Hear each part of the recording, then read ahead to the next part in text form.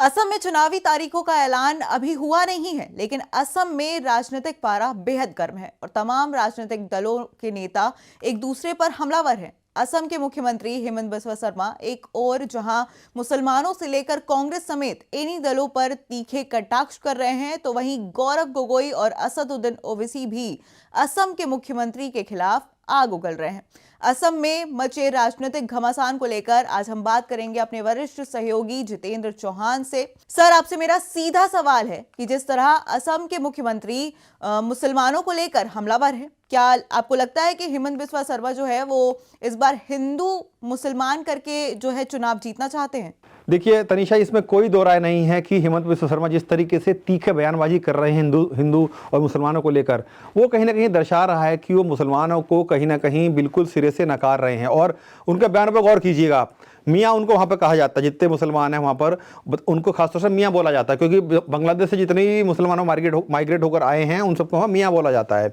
और वो सीधे सीधे मियाँ शब्द का इस्तेमाल करते हैं, जो कि एक कम्युनिटी को लेकर टारगेट है। और हमने देखा पीछे के कुछ समय में जिस तरीके से हेमंत बिस्वा शर्मा ने लगातार कई सारे बयानबाजी ऐसे की, जिनमें बहुत चर्चा में एक बयान रहा उनका कि कोई भी मुसलमान जो कि रिक्शे वाला हो या गरीब तबके का हो या लोअर क्लास का कोई भी मजदूर आदमी हो, वो अगर आपसे 5 रुपये मांगता है किसी काम के बदले में, तो आपको 4 रुपये दीजिए, जिससे कि वो यहाँ पर उनको परेशान करा जाए और उनको असम छोड़कर जाना पड़े। इस तरह के बयान उन्होंने दिए हैं। तो कहीं ना कहीं इसको लेकर जो दूसरे विपक्षी दल थे, चाहे कांग्रेस हो, AUDF हो या AIMIM के नेता हो, उन्होंने कड़ी प्रतिक्रिया दी है इस पर। उनको बोला है कि किस तरीके से जो हेमंत बिस्वा शर्मा है वो डेवलपमेंट की राजनीति को छोड़कर जातीय संघर्षों में जोड़ना चाह रहे हैं, लोगों को हिंदू मुसलमान करना चाह रहे हैं।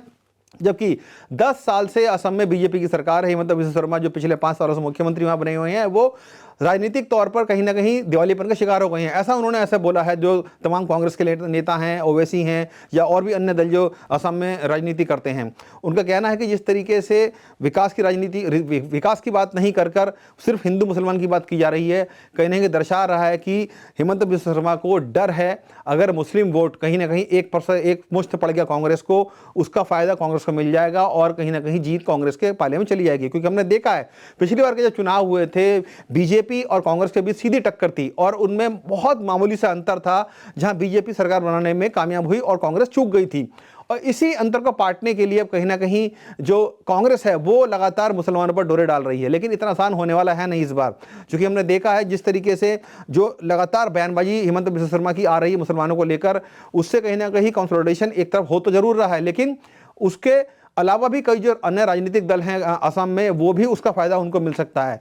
जो कि हम बता रहे हैं कि AIMIM जो कि बड़ा फैक्टर निकलकर सामने आएगी, और AIUDF है, वो पार्टी है वहाँ पर, और असम गण परिषद है। तमाम ऐसे छोटे मोटे राजनीतिक दल हैं जिनकी सबकी नज़र इस वक्त मुस्लिम वोट बैंक पर है। और यही कारण है कि हेमंत बिस्वा शर्मा जानते हैं जब तक वो इस वोट बैंक को टारगेट नहीं करेंगे, उनका जो ध्रुवीकरण है वो नहीं होगा। और कहीं ना कहीं ये बिल्कुल टारगेट जो उन्होंने कर रहा है सीधे सीधे दर्शा रहा है कि वो कहीं ना कहीं ध्रुवीकरण करना चाहते हैं वोटों का, और मुसलमानों को लेकर खासतौर से टारगेट कर रहे हैं। वो उन पर लगातार बयानबाजी कर रहे हैं। हमने अभी हाल ही में देखा है तनिषा की एक फोटो बहुत वायरल हुई है ट्विटर पे और तमाम तरह के जो सोशल मीडिया प्लेटफॉर्म है, उसमें हेमंत बिस्वा शर्मा गन लिए हुए हैं या निशाना साध रहे हैं टोपी वाले लोगों के ऊपर। तो उसको लेकर कांग्रेस ने तुरंत अपनी प्रतिक्रिया दी, कड़ी प्रतिक्रिया दी कि वो कहीं ना कहीं समाज को बांटने का प्रयास कर रहे हैं। तो ये कुछ इस तरह की चीजें हैं, जबकि अभी इलेक्शन घोषित भी नहीं। आपने खुद जब अपने शुरुआत में कहा कि अभी चुनावों की तारीखों का ऐलान नहीं हुआ है, लेकिन जिस तरीके से बयानबाजी वहां पर सामने आ रही हैं, ये बेहद भी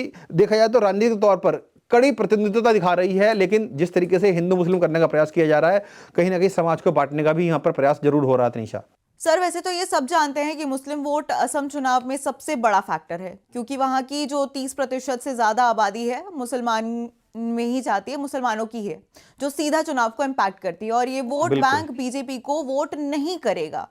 क्या यही कारण है कि जहां मतलब Congress, all India United democratic front और असम गण परिषद सखीरे राजनीतिक दल, ये सब मुस्लिम वोट बैंक पर नजर गड़ाए हुए हैं, इनकी नजरें सिर्फ इन्हीं पर है? देखिए, इसमें कहीं दो राय नहीं है तनीषा, क्योंकि जो दूसरे राजनीतिक दल हैं, गैर बीजेपी राजनीतिक दल हैं, चाहे कांग्रेस की बात कर लें, असम गण परिषद की बात कर लें, AIIM जो कि नया एक फैक्टर बनकर आएगा, वहीं और AIUDF की हमने बात की है, ये सभी दल जानते हैं कि ये मुस्लिम वोट बैंक का कितना बड़ा फैक्टर रहने वाले हैं, क्योंकि ये बात ज़रूर तय है कि जो मुस्लिम वोट बैंक है वो मुस्लिम हिंदू जो बीजेपी है उनको वोट नहीं करेगा। वो खुलकर इस बात को कहते हैं, एक्सेप्ट करते हैं, और यही कारण है कि हिमंत बिस्वा शर्मा लगातार उनको टारगेट भी करते हैं, क्योंकि उन्हें पता इसमें इस वोट बैंक ने मुझे वोट तो देना नहीं है। और ऐसे में अगर जो दूसरे दल हैं उनके अंदर ध्रुवीकरण हो जाता है, क्योंकि हमने देखा है कि बिहार के चुनाव में अभी AIMIM जो कि पार्टी मुसलमानों की पार्टी है, वो ओवैसी साहब कहीं ना कहीं मुसलमानों को अपने पक्ष में करने में कामयाब रह रहे हैं। हमने पिछले चुनावों में देखा है, उसका ताजा नतीजा है बिहार चुनाव में। और जो AIUDF है या कांग्रेस है, सब जानते हैं मुस्लिम वोट बैंक कांग्रेस का एक पारंपरिक वोट बैंक रहा है, और उसी के सहारे जो कांग्रेस की राजनीति चलती आई है। पिछले चुनावों में हमने देखने में आया था कि जो एक बड़ा वोट बैंक था जो कांग्रेस का, वो मुस्लिम वोट बैंक था। माफ कीजिए। और यही कारण है कि सभी जो राजनीतिक दल हैं वो उस वोट बैंक को अपनी निगाह गड़ाए बैठे हैं।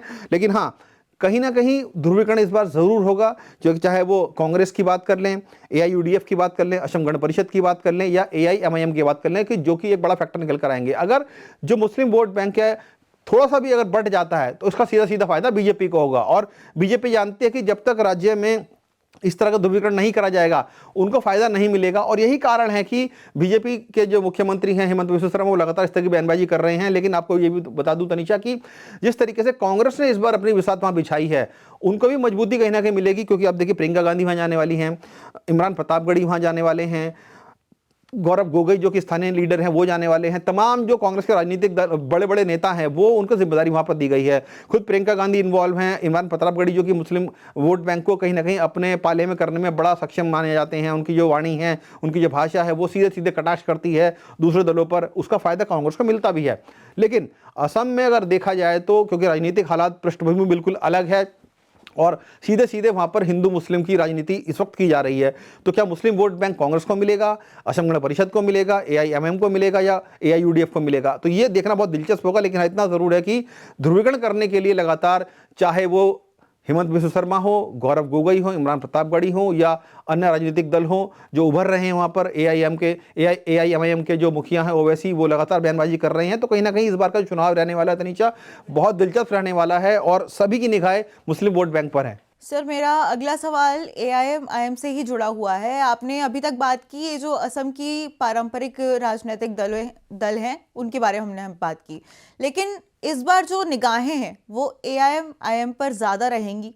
अब हमने बात की कि 30% वहाँ पर मुस्लिम आबादी है, तो उसमें क्या AIMIM को कुछ फ़ायदा मिलेगा इसमें, इस जो अभी चुनाव आएंगे उसके लिए? देखिए, बिल्कुल वो एक बड़ा फैक्टर बनकर निकलेंगे। हमने हाल ही में चुनाव में, जैसे मैं पीछे बताया कि ये भी बिहार में चुनाव संपन्न हुए हैं, और महाराष्ट्र में जो लोकल नगर पालिका के इलेक्शन हुए हैं उनमें उनको अच्छा खासा वोट मिला है, शिफ्ट हुआ उनकी तरफ। जो मुस्लिम वोट बैंक है, अब तक हमने देखा है कि कांग्रेस या जो गैर दूसरे दल हैं उनके साथ जुड़ता रहा था, क्योंकि ओवैसी एक ऐसे नेता हैं जो मुखर वक्ता हैं और राष्ट्रवाद की बात करते हैं। तो कहीं ना कहीं पहला ऐसे कोई मुस्लिम लीडर निकल कर सामने आए हैं जो राष्ट्रवाद की बात करते हैं, जो सरकार को घेरने का काम करते हैं और सरकार की मुखालफत भी करते हैं।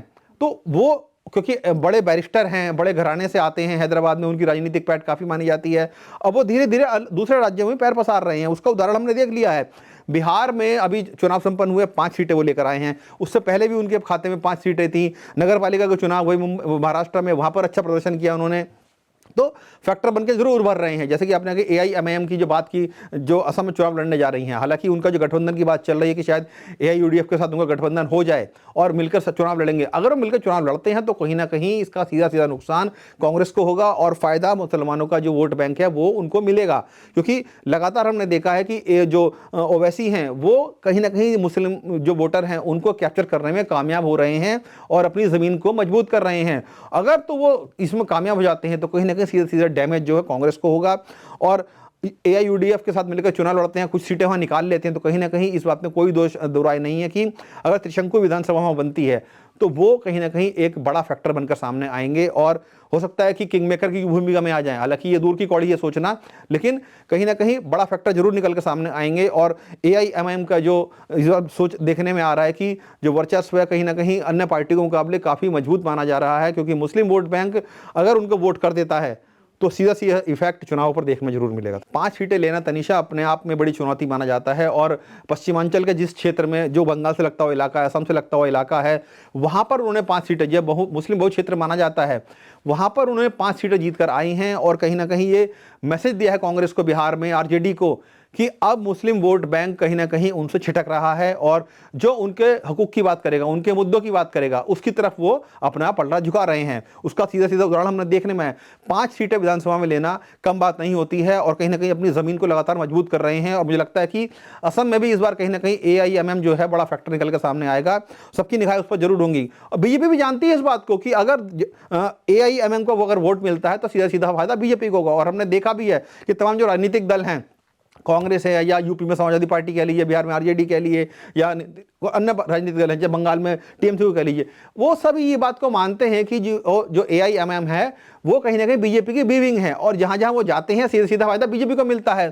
तो ये कहते जरूर हैं, लेकिन एक अलग राजनीतिक दल है, वो अपनी पृष्ठभूमि में बना रहा है धीरे धीरे, और कहीं ना कहीं जो डेंट है वो उन्हीं लोगों को मिल रहा है जो कांग्रेस, जो मुस्लिम वोट बैंक के सारे अपनी राजनीति करते आए हैं, और अब उनसे वोट बैंक जो कहीं ना कहीं छिटक रहा है, और उसकी जमीन को AIMM जो है हासिल कर रहा है। तो ये कहीं ना कहीं उन लोगों के लिए सरदर्द बना हुआ है। और असम चुनाव में भी हम देखेंगे कि इस बार कहीं ना कहीं जो मुस्लिम वोट बैंक का फैक्टर है वो जरूर बनेगा।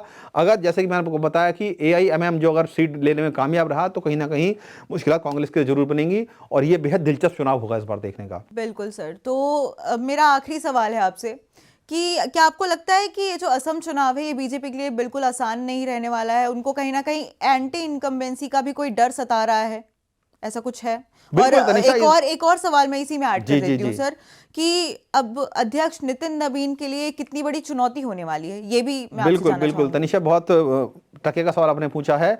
बीजेपी के लिए जरूर बहुत मुश्किल रहने वाला है नितिन नबीन के खास तौर से, क्योंकि वो एक ऐसा स्टेट है 10 साल से सत्ता में वहां पर है। आपने एंटी इनकम्बेंसी की बात की है, जरूर एंटी इनकम्बेंसी है, लेकिन हिमंत विश्व शर्मा का जो एक व्यक्तित्व है वहां पर जनता के सर चढ़कर बोलता है।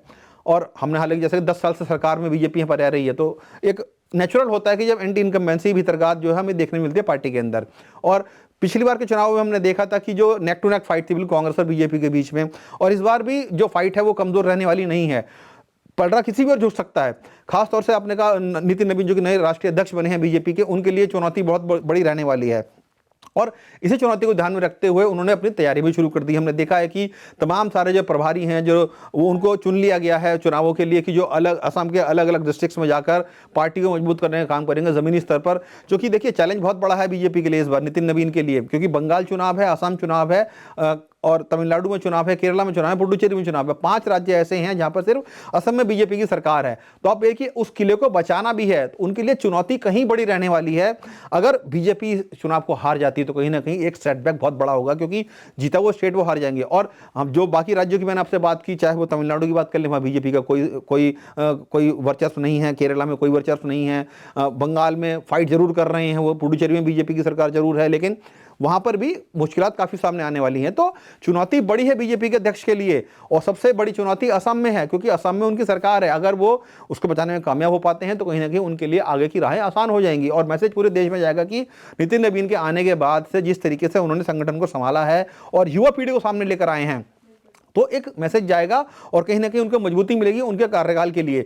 तो ये कुछ फैक्टर रहने वाले हैं, आसान बिल्कुल रहने वाला नहीं है। एंटी इनकम्बेंसी को किस तरीके से खत्म करेंगे, क्योंकि सब जानते हैं कि जब एंटी इनकम्बेंसी फैक्टर आता है तो पार्टी के लिए मुश्किलात लेकर आता है, और बीजेपी के लिए अगर वो क्रिएट हो जाता है तो कहीं ना कहीं उनको प्रॉब्लम जरूर होगी। इसलिए वो बहुत समझकर चीजें अपनी प्लान कर रहे हैं आगे के लिए। हमने देखा है कि प्रधानमंत्री ने दौरे वहां पर किए हैं, अमित शाह दौरे वहां पर लगातार कर रहे हैं, राष्ट्रीय अध्यक्ष नितिन नबीन वहां पर लगे हुए हैं, और जमीनी स्तर पर कहीं ना कहीं जो उनका संगठन है मजबूत करने में लगे हुए हैं। मीटिंगों का दौर चल रहा है, तमाम सारे प्रभारी बनाए गए हैं अलग अलग क्षेत्रों के लिए। तो बीजेपी जानती है और कि किस तरीके से चुनाव जीतना है, लेकिन जमीनी हकीकत बदली हुई नजर आती है जब वोट पड़ते हैं, क्योंकि वोट किस आधार पर पड़ते हैं, डेवलपमेंट के आधार पर। लेकिन वहां पर डेवलपमेंट की बात नहीं हो रही है, बात किस चीज की हो रही है, हिंदू मुसलमान की। तो क्या वाकई में लोग अब हिंदू मुसलमान के मुद्दों को छोड़कर डेवलपमेंट के अगर बात करेंगे तो क्या वोट बीजेपी को देंगे, नहीं देंगे? किन लोगों को टिकट मिलता है, नहीं मिलता है, वो बड़ा सवाल रहेगा। युवाओं को किस तरीके से अपने पक्ष में लेकर आते हैं, वो बड़ा सवाल रहेगा। हिंदू मुस्लिम वोट, वोट किसको देते हैं? कांग्रेस को भी देते हैं, बीजेपी को भी देंगे। मुस्लिम वोट सब जानते हैं कि तो जो दूसरे दल हैं कांग्रेस के अलावा उनको भी वोट पड़ने के असर नजर आ रहे हैं। तो ऐसे में बहुत सारे मिक्सअप हैं और देखना बहुत दिलचस्प होगा तनिषा इस बार, क्योंकि असम इलेक्शन बिल्कुल भी हल्का रहने वाला नहीं है। अभी तो शुरुआत है, आप देखिए आने वाले टाइम में किस तरह की बयानबाजियां आती हैं। अभी तो बहुत हल्के स्तर की बयानबाजी हम सुनने में आ रही हैं, लेकिन आगे चल के अब व्यक्तिगत टिप्पणियां सामने आएंगी तो कहीं ना कहीं जो राजनीतिक माहौल है कहीं ज्यादा गर्म होगा और जो वाद विवाद है वो भी बढ़ता हुआ नजर आएगा हमको तनिषा। तो अभी तक असम में जो बयानबाजी चल रही थी, एक दूसरे पे तीखे तंज कसे जा रहे थे, ये उस पर एक छोटा सा डिस्कशन था, हमारा विश्लेषण था। बाकी ऐसे ही और खबरों के लिए, ऐसी ही और डिस्कशंस के लिए आप स्टेट मिरर पर बने रहिए।